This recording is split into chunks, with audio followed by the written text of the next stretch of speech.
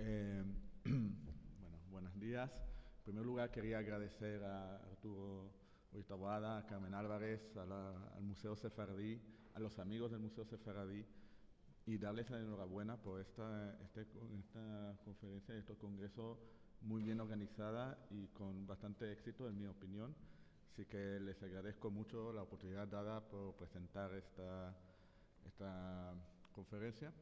Y también quiero agradecer encarecidamente a Santiago Palomero, porque gracias a su ayuda en su momento y además su participación cuando presenté mi tesis doctoral, pude realizar esta investigación y por eso creo que es atinado decir aquí que le agradezco esté donde esté.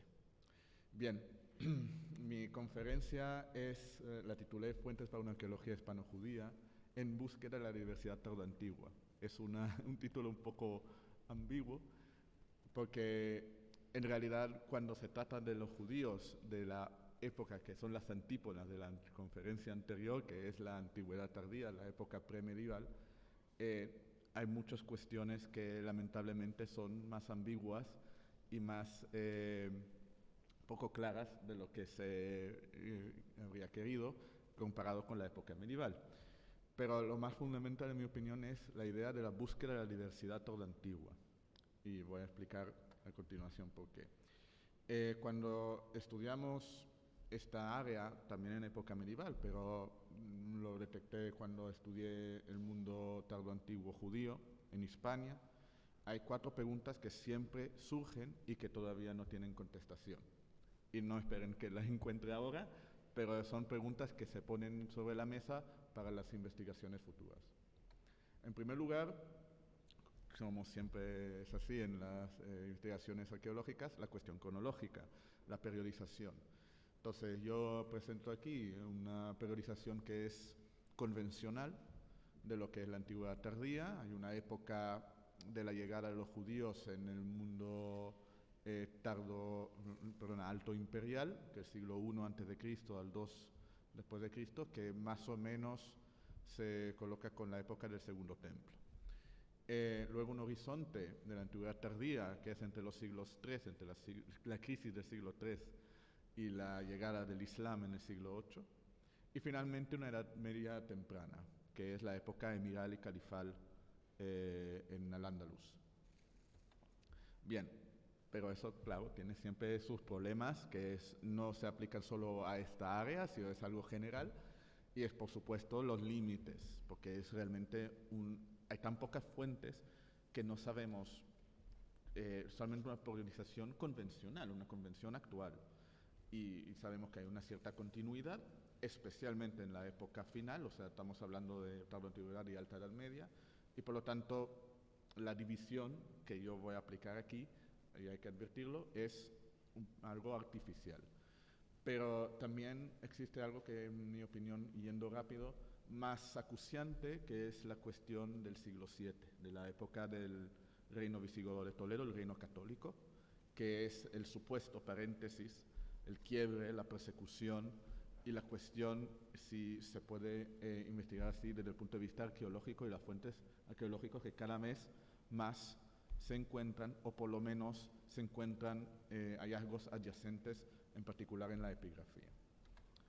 La segunda cuestión es la geográfica. Esto es un mapa que lo utilicé para mi tesis y para una publicación de mi tesis, que es más o menos los hallazgos que se han ido acumulando hasta el año 2021 del mundo judío, tanto en época tardoantigua en verde y en época alto medieval en azul. Bien, realmente, como ya se ha presentado en otras ocasiones en esta conferencia, en este congreso, existen una mayor concentración de núcleos urbanos, que no es algo que necesariamente se refleja en la realidad del mundo judío, porque sabemos, a partir del concilio de Elvira, a partir de la conversión de los judíos de Mahón con unos magnates que tenían sus vilas en zonas rurales, incluso a partir de evidencia del siglo VII, que habían judíos en el mundo rural. El problema es que sabemos muy poco de eso. Como vemos, La mayoría de hallazgos están en unos núcleos urbanos, en unos entornos urbanos como Tárraco, Augusta Emérita, que es Mérida, la zona de Cartago Nova, y nunca hay que olvidar la Mauretania Tingitana, ¿vale? Que es el norte de Marruecos, que es parte de Hispania también, y es la zona particularmente de Volubilis, donde se encontraron más hallazgos, que es algo curioso, porque Volubilis en principio fue abandonado por las autoridades imperiales en época de Diocleciano, pero se mantuvo aparentemente una vida judía posterior, porque claro, la gente no va a irse de la ciudad, simplemente ya no tienen que darle, rendir cuentas al emperador en Roma. Pero bueno, eso es una cuestión aparte. Luego están quiénes son los judíos de la antigüedad tardía, que es una pregunta, vamos, es un caos de preguntas porque no hay respuesta posible a partir de la evidencia actual. Está la cuestión, las preguntas, por ejemplo, la cuestión entre judaísmo occidental y oriental. Con eso me refiero al judaísmo mediterráneo del mundo romano y el judaísmo oriental del mundo persa, sasánida, bueno, parto, sasánida y luego del califato abasí, que fue curiosamente muy influyente en la época alto medieval, pero no en la época tardoantigua. Entonces está esa cuestión, si había comunicación, si había influencia, si había ese impacto. Pero también está la cuestión, ¿es una religión, es una etnia, es una comunidad etno-religiosa, es una organización social en torno a los politeumata estudiados por Appelbaum en la Cirenaica, que son organizaciones étnicas, se puede decir, dentro de las polis? ¿Qué son las sinagogas? Si son simplemente edificios comunitarios con cierta sacralidad, si tenían sacralidad, o acaso era simplemente una referencia a la comunidad en sí. Luego, ¿cuántos judaísmos, entre comillas? Si es una koiné, ¿acaso es monolítico?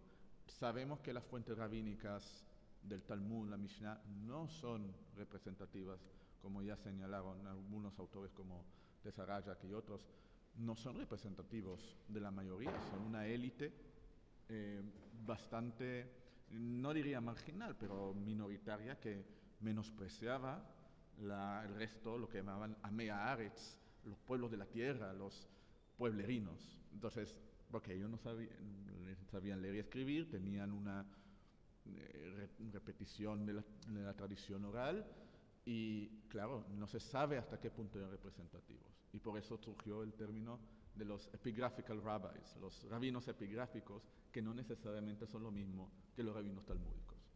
Y luego están la cuestión de los conversos, y los aliados, los conversos al judaísmo, que el judaísmo todavía en la antigüedad tardía era una religión proselitista, cosa distinta a la época medieval, presionada por las autoridades. Están los cultos adyacentes, abrahámicos o vinculantes, como el Teosipsistos, que tiene algo que ver más con Zeus, pero están ahí, el dios de la divinidad en lo más alto. Los no judíos que donaban, incluyendo sacerdotisas en Asia Menor, sacerdotisas del culto imperial, que donaban para construir sinagogas, cosas que reflejan la realidad más allá de lo que las fuentes rabínicas a lo mejor querían indicar. Lo cual nos lleva, por supuesto, a quiénes son los no judíos. Cuando estudiamos una minoría, estudiamos también a la mayoría. Y la mayoría se adaptaba a la realidad de una minoría, como ya bien presentó la conferencia anterior, en el caso de la minoría conversa. Es una adaptación que afectaba a la mayoría. ¿Cómo lo afectaba? No lo sabemos exactamente, pero no podemos presuponer que no existía esa influencia, que es algo que se estudian los judíos aparte de los demás y que se estudian los cristianos, lo que llaman paganos, los helenos, etcétera, aparte de la presencia judía. Eso incluye, por supuesto, los cultos abrahámicos que ya mencionamos, maniqueos, cultos orientales como Mitra, Sabasio, incluso cultos mistéricos orientales como Isis, que tienen un elemento salvífico y que, claro, forman parte de la llegada de la romanización junto con lo cristiano, que es realmente parte de lo judío en aquella época. Y en el mundo cristiano en sí, por supuesto, monolítico no era. naturalmente, lo sabemos. Están los ortodoxos niceanos calcedónicos, pero luego están, primero, los cristianismos de los distintos patriarcados del mundo romano, y luego están las heterodoxias, lo que llaman herejías cristológicas, ¿no? Una enorme cantidad, perdón, y luego los cultos privados, incluyendo la magia, incluyendo la adaptación de lo ortodoxo a ámbito privado y un culto apropiación que no es necesariamente de la ortodoxia de la Iglesia, pero es algo que se apropian y que a lo mejor y tenían ciertos vínculos con el mundo judío también, que están ahí y ciertamente existe una comunicación. Lo cual nos lleva a la cuestión teórica que lo planteo en esta introducción larga que habría que plantear antes de entrar en el tema práctico de la arqueología tardoantigua hispano-judía, que son los judíos como taxón cultural. La cuestión, a partir de la aplicación por Reviard, de la idea del grupismo establecido por el antropólogo Brubaker, que indica la idea de la tendencia, al menos en la arqueología tardoantigua, de aplicar a ciertos materiales arqueológicos una identidad única. Y decir que básicamente, para entenderlo, decir que, bueno, una sinagoga puede ser judía, pero los judíos no eran solo judíos, eran romanos, eran mujeres, eran niños, eran multiplicidad de cosas a la vez, y que realmente no podemos hablar de que eran judíos en todas las cosas que hacían en la vida. Uno no encendía una luz y decía, soy un judío encendiendo la luz. No comía solo diciendo siempre, bueno, a lo mejor en rituales, pero siempre diciendo, soy judío cuando hago esto. Entonces, esa realidad también refleja la idea, por ejemplo, no solo de necrópolis tardoantiguas como las catacumbas, la idea de la necrópolis judía, la necrópolis cristiana, la necrópolis mitraica, sino hay que abrir la idea de que realmente no existían necrópolis paleocristianas, sino más bien unas necrópolis o unos espacios donde la gente activaba sus identidades distintas en distintas facetas. Bien, yendo a lo práctico, y voy a intentar ir lo más rápido posible, pero si no alcanzamos, habrá turno de preguntas. Así que, bueno, y las fuentes, las herramientas que tenemos para investigar este tipo de material, sabiendo lo que les he explicado, se pueden clasificar en 4 grupos, en mi opinión, conociendo las limitaciones. En primer lugar, las fuentes escritas, que son las clásicas y que, curiosamente, esta ordenación de esta diapositiva es de menor contextualización a mayor contextualización. O sea, las fuentes escritas tienen la menor contextualización del mundo de las fuentes arqueológicas tardoantiguas, más que nada porque los estudios, sobre todo las inscripciones, se centraron tradicionalmente en el texto y no en el contexto como material arqueológico. También están las fuentes eclesiásticas y en eso incluyo los concilios de Toledo, que son principalmente fuentes con una fuerte influencia eclesiástica, aunque tenía un componente civil, que tienen su práctica triple de no solo ser selectivamente conservados en épocas posteriores, no solo ser tendencioso con el mundo judío, sino además, muy probablemente, como uno lee San Isidoro de Sevilla o Julián de Toledo, muy probable que no son ni siquiera judíos reales. Hablan de una realidad histórica, o según su forma de vista, una idea de didáctica doctrinal para los cristianos. La idea es dar lecciones a los feligreses, sus feligreses, para poder vivir una vida moral y comportarse ante las situaciones. Los judíos son una especie de fetiche, en gran medida. La iconografía explícita, que son objetos con una iconografía claramente judía, es el objeto judío por excelencia, la menorot.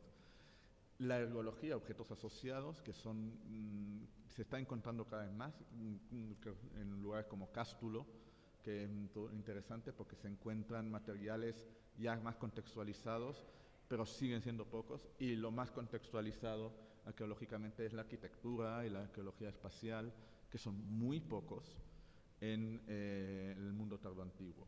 Y voy a enumerar algunos.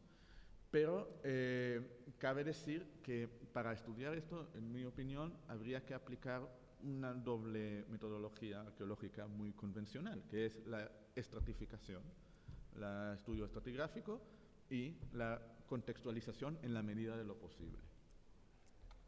Bien, voy a saltar esto porque ya voy a explicarlo, así que, para ahorrarnos el tiempo. Pero un caso práctico es algo que ya conozco a partir de mis investigaciones, que es la supuesta Domus Sinagoga de Iliki.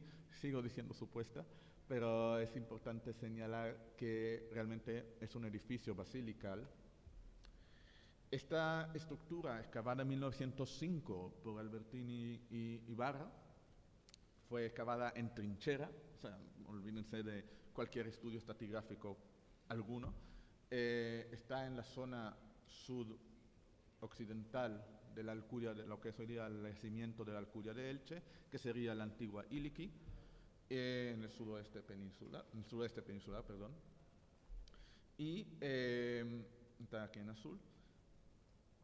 Y a pesar de que fue excavado, al menos la zona del mosaico que veis aquí, en trinchera, y se perdió casi toda la historiografía disponible, en los años 40 y 50 Ramos Folqués, que era el propietario de esas tierras en aquel momento, mantuvo las excavaciones y él sí tuvo unas nociones algo rudimentarios, pero por lo menos útiles en sus diarios de excavación de estratigrafía. Y eso permitió una reexcavación a partir de los archivos y la bibliografía de la estructura, cosa que realicé durante mis estudios y mi tesis doctoral. Pero no es solamente las fuentes de Ramos Folqués, también son las fuentes de su amigo Helmut Schlunk, del Instituto Arqueológico Alemán, como esta croquis del momento de la excavación inicial que no se conocía hasta recientemente, que da muchísima información útil, a diferencia de algunas otras fuentes, como son los diarios de excavación con sus croquis algo más rudimentarios, algo más caóticos. Esta información nos permitía, además de muchas otras, la reconstrucción del edificio, pero en el fondo casi toda la investigación que se aplicó sobre este edificio fue la interpretación del mosaico. Como es muy habitual en la arqueología tardoantigua del mundo judío, se centró en la iconografía. Y si es acaso una sinagoga judía o una iglesia cristiana, a pesar del hecho de ya bastantes años, desde Ludwig Blau hace 100 años, que queda claro que existía una afinidad evidente entre el mundo judío y cristiano en cuanto a la arquitectura basilical, que se adapta a las necesidades de las comunidades, que eran muy similares en cuanto a culto, incluso a otros aspectos. Una de las cosas que fue siempre un debate es este punto no oriental, si se trata de una menorá o no, a pesar del hecho de que la mayoría son decoraciones geométricas, entonces realmente es difícil la interpretación. Pero más interesante, en mi opinión, es algo que se publicó en 2014 por Morsillo y Roberto Lorenzo en María Ermita-Elungen, que hicieron un estudio bastante avanzado, después de 100 años de espera, de la basílica, indicando que fue una estructura ex novo, cabe decir, pero que encontraron que a partir de la revisión de los datos de 1905 ha habido muy probablemente una especie de vandalización iconoclasta, que destruyeron este panel sur con una representación de una escena de mar, muy posiblemente Jonás, no se sabe. Pero en todo caso se puede ir más allá, en mi opinión, porque es verdad que hubo una iconoclastia, pero además de eso se ve en otras inscripciones donde se ha hecho una vandalización precisamente en puntos curiosos que ocultan, digamos, la propiedad de la comunidad que había antes. Por ejemplo, aquí, este es el panel central en tabula ansata, dice proseugelao, algo. Y ese algo se ha borrado, y se sabe que ha borrado porque, como veis aquí en esta letra, justamente donde está la letra se ha quitado las teselas, se ha roto. Ay, perdón, ¿qué pasó? Bueno, sigue la... vale, se ha roto. Otro aspecto, quizá más controversial, en mi opinión, es la utilización e integración de una posible shin, aquí con esta omega puntiaguda, en la parte inferior, comparado con la omega redonda, que es algo que se encuentra en Apamea, en la sinagoga de Apamea, en una inscripción, pero es algo que no voy a entrar y es algo que podemos discutir, pero sería una discusión de mucho tiempo, así que... Y finalmente, como ya le indiqué, la vandalización, que sabemos porque había un muro que Albertini menciona encima de este panel, de la vandalización de la zona figurada, indicando que hubo una transformación, más que iconoclastia, que sería un poco temprano, en mi opinión, el movimiento iconoclasta romano oriental es del siglo VIII-IX, sería más probablemente una conversión. Entonces, yo sospecho que sería una sinagoga convertida en una iglesia. Pero independientemente de todo eso, hay mucha información arqueológica que nos ayuda a entender la historia del edificio. Javier Morcillo y Roberto Lorenzo en su artículo indicaron, por ejemplo, que era una estructura ex novo. O sea, que todas estas estructuras que habían alrededor de la basílica con el ábside añadido, realmente no era un ábside añadido, era una estructura con ábside y todo lo demás estaba ya demolido. Revisando las fotografías, particularmente del Instituto Arqueológico Alemán, bueno, voy a indicar algunas áreas que se pueden dividir. Voy a centrarme en el área S, que está al este de una continuidad de la zona del ábside. Encontramos esta fotografía del momento de la excavación, que es una rareza. Es una rareza en las excavaciones antiguas, en mi opinión. Es una suerte que han sacado estas fotografías de alta calidad y que encuentra esta relación estratigráfica, que es muy humilde, sí, pero indican algo interesante. Sabemos que Elche, o la Iliki antigua, fue demolida para la construcción de la Elche medieval, del siglo VIII, hablamos de época 8-9, época islámica. Los materiales habrían sido reutilizados y probablemente vendidos, acumulados, colocados, como ocurre en otros edificios. Se ve en la casa del anfiteatro en Mérida, por ejemplo, la acumulación de tejas para su reutilización. Esto es, como veis aquí, una acumulación de tejas, y aquí se ve que una de las tejas está caídos o movidos, no se sabe, apoyados directamente sobre la pared de la área S, del área oriental al ábside. Podríamos decir que estaba ya derruido y estaba la pared disponible y visible durante siglos, porque la estructura se construía en el siglo IV. Pues más probablemente que estaría ya integrada y durante el proceso de demolición se apoyaron en la pared. Esto es la pared, con una comparación de la estratigrafía de Ramos Folqués, como dije, muy rudimentaria, con sus fases de cal y una fase final, que es la parte que se apoyaba de sillarejo de arenisca, reutilizado. Reutilizado, como vemos en el caso de una de las paredes del plano, aquí el plano de la Domus 5F, que es una Domus alto medieval, pero de utilización larga. Entonces, realmente lo que vemos, asumiendo que es una sinagoga ya de época antigua, vemos, además hay que decir, por cierto, que en esta esquina nororiental se encontró una especie de ocultamiento con huesos de pájaro, un ave, con monedas del siglo IV, que podría ser también del siglo VI, pero bueno, pero siglo IV. Todo apunta a una utilización continua que llevaría a una relación también, una información sobre la relación entre la comunidad que usa el edificio con las autoridades que permitirían la reutilización de materiales. No cualquiera podía ir a un edificio a quitar las cosas y ponerlos en su estructura. Tenía un permiso de la curia, del municipio, de lo que sería el ayuntamiento en la época antigua. Voy a concluir un poco esto con una reconstrucción de lo que sería.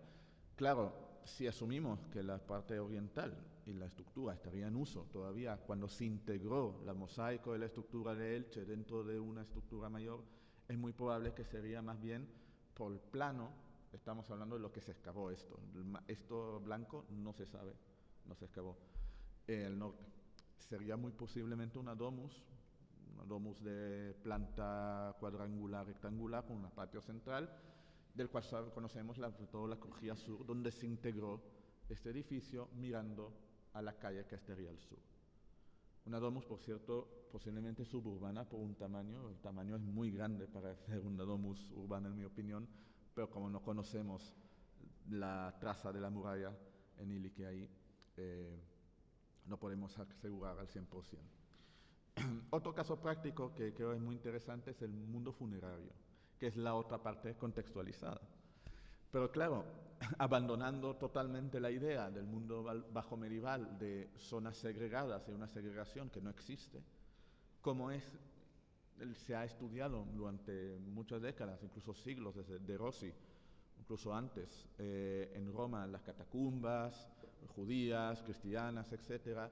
Y se ha hecho desde un punto de vista de separación discreta entre los grupos. Cosa que a partir de estudios bastante recientes no se puede aplicar, porque hay cultos mitraicos en las catacumbas cristianas, y incluso las catacumbas judías tienen una multiplicidad de organizaciones comunitarias. Incluso no se puede hablar de una mixtura de personas en sus cultos. Pero lo que sí es importante recordar es que el mundo tardorromano continúa las prácticas funerarias del mundo romano. Estamos hablando del siglo IV y V, y eso se ve en el caso de la necrópolis de Águilas en Murcia. Esto fue excavado en 1998 con unas estructuras, es una excavación urbana hoy día, está al norte del núcleo antiguo, y sería extramuros, como era habitual en el mundo romano. Es ciertas estructuras que se nota una cierta concentración en torno a grupos probablemente de gentes, de grupos familiares o colegia, de colegios profesionales. Y en una de ellas se encontró esta lucerna con una menorá de 7 brazos. Yo creo que fue atinado que el excavador dijo que no necesariamente significa que sea judío, pero en mi opinión no tan atinado de que diga que fue cristiano. No tiene por qué ser una cosa o la otra. Lo importante es ver la organización de esta parte de la necrópolis con mesas de ágape, de banquetes funerarios que se hacían en época tardorromana, y con una organización ortogonal un poco de los adultos con los individuos infantiles enterrados en los recovecos donde podía. Cosa que se ve con paralelo en las catacumbas judías, las supuestas catacumbas judías estudiadas por Burjagiar en Malta, donde los individuos infantiles se enterraban básicamente en agujeros creados ad hoc, probablemente porque simplemente las muertes, a pesar de que había una mortalidad infantil enorme, lo cierto es que no se planifica, es algo que pasa en el momento. En todo caso, hablando de los ágapes, esto es el sarcófago, la lámina de sarcófago figurado del Museo Nacional de Arte Romano, que fue interpretado en su momento como un culto mitraico, porque se encontró en el entorno de la Casa del Mitreo de Mérida. Realmente, yo creo correctamente, Arce en 82 lo interpretó como una escena, yo le llamaría abrahámica para no decir cristiana, por la figura aquí de una persona saliendo de un arca, que es una referencia a la salvación a través del arca de Noé. Vemos aquí las personas en el banquete funerario comiendo panes, que es un ritual muy habitual en el mundo romano, en recordatorio de los difuntos. Sin embargo, no veo por qué tiene que ser cristiano, también puede ser judío. Hay referencias de ágapes funerarios no solo por las estructuras de Bet Shearim en Galilea, que es una catacumba judía claramente con una asociación del mundo judío, sino también en las propias pinturas de las catacumbas romanas. Entonces creo yo que podríamos llamarlo abrahámico, mejor. Pues en todo caso es el entorno de culto funerario que vemos en el mundo tardorromano. 5 minutos. 5 minutos. Vale, bueno, yendo rápido. Esta es la de Marimbao, que está en Tarragona, al norte de la ciudad antigua. Un entrenamiento en extensión que incluye, también excavaron en el 98, que incluye estas lápidas que se encontraron junto con la mayoría de entrenamientos en fosas simples. Lo importante, creo yo, es la referencia del mundo judaico a partir de la menorá, que está en una necrópolis claramente de carácter mixto, en el extramuros, otra vez, pero que se asocia, se compara con la de la necrópolis claramente cristiana de San Fructuoso, que es mucho más densa, sentada en un culto martirial, en torno al culto martirial. Lo menciono más que nada para ver la diferencia, más que nada en una especie de demanda inmobiliaria. No era que había una diferencia en el tipo de enterramiento cristiano o judío, sino más bien que los judíos, sin ese culto martirial o sin asociación a ese culto martirial, no tenían la necesidad de enterrarse en espacios tan densos. Pero los cristianos lo hacían más que nada para su visibilidad de cara a los peregrinajes a ese tipo de lugares, como es la continuación de la visibilidad que se ve en los hipogeos y las tumbas de la época alto imperial en el mundo romano en las zonas extramuros. Voy rápido. Eso lo asociamos con las fuentes epigráficas. Ya se mencionó la inscripción de Anianus Peregrinus. No voy a entrar en el texto porque estaríamos aquí durante horas, pero en el espíritu de la recontextualización cabe señalar este punto que a veces pasa desapercibido, que es el agujero para la colocación de esta lápida, que se vería vista en público. Muchas veces nos olvidamos que este material, el mármol reutilizado con esta cadena, sería reutilizado para el público, para la visibilidad de esta persona.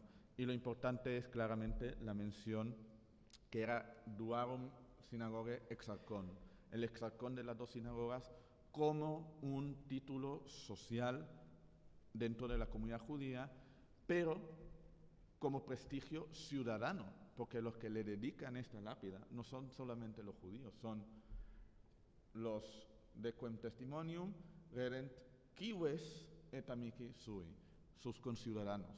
Es muy probable que la reutilización de este mármol, el hecho de que está en tan buena calidad, la utilización de esta iconografía, etcétera, indica la intencionalidad de las élites urbanas emeritenses, probablemente ya cristianas, para darle homenaje a esta persona que era una persona importante en el mundo de las comunidades judías.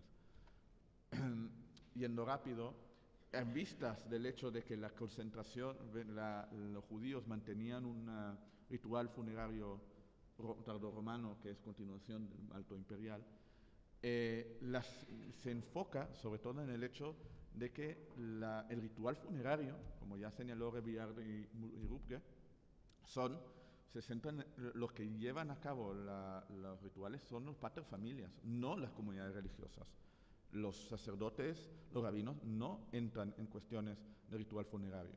Y eso tiene mucho que ver porque hay una insistencia constante de los títulos y el prestigio social que surge. Vemos aquí un señor de Cícico, en Asia Menor, al otro lado del Mediterráneo, esto es una inscripción de Táraco, que le dedica esta lápida y esta tumba a su suegra en Tarragona. O sea, está en griego y en latín, y además dice es archisinagogoi, didáscali, etc. Es una persona importante en su comunidad de Cícico. Lo mismo en la inscripción trilingüe de Tarragona también, reutilizada, descontextualizada, pero vemos aquí una insistencia más que nada en el título de la madre. El padre simplemente, la madre es Meliosa, la mujer fallecida, pero su madre es Kira Maries, señora Maries, mientras que su padre es simplemente Judá. Ya está. Lo importante es el título de las personas. Ya se mencionó la inscripción de Paragogus del siglo VII, estoy yendo muy rápido, donde se habla del enterramiento de los 3 hijos de Paragogus y una mención clara de los ancestros indicando su presencia en la ciudad. Y siendo esto del siglo VII, hay que decir que fue, como todas las inscripciones funerarias, una cosa para verlo en público. También voy a ir rápido aquí, la inscripción de los 2 rabinos, que va en la misma línea, aunque sea del siglo VIII, a pesar de que menciona ya el título de rabino por primera vez y no archisinagogoy o algún otro, o kira o de otra naturaleza. Y para concluir, o antes de concluir, una mención del hecho de la iconografía que se expande efectivamente en el siglo IV, pero que permite, por eso en la Antigüedad tardía, una mayor visibilidad del mundo judío, cosa que no pasa en la época alto medieval. Pero lo cierto es que debió ser una iconografía muy expandida a partir de lo que dije Rachel Achlili, de libros, probablemente códices de iconografía al uso de los artesanos, y que estaría tan al uso que sería casi una representación heráldica del mundo judío comparado con el mundo cristiano, aunque no necesariamente en este ladrillo de Ronda posiblemente también era de uso cristiano, pero que tiene la menorá y los objetos litúrgicos de Tishrei. Bueno, voy a saltar esto y para concluir,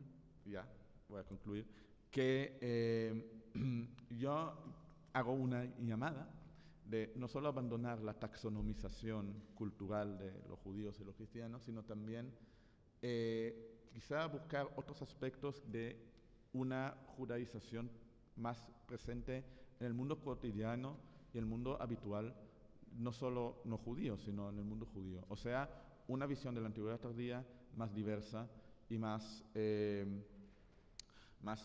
variada, más, digamos, menos doctrinal de lo que serían las comunidades religiosas y étnicas del mundo tardo antiguo. Muchas gracias.